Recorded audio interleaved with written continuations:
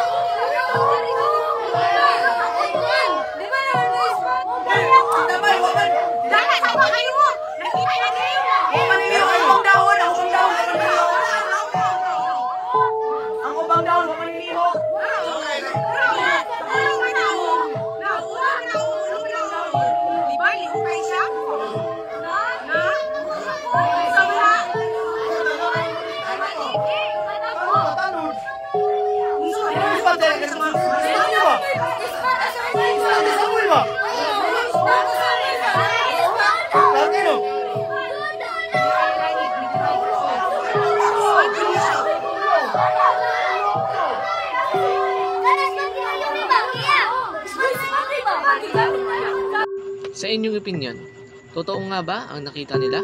Isa bang manananggal o isang dahon lamang?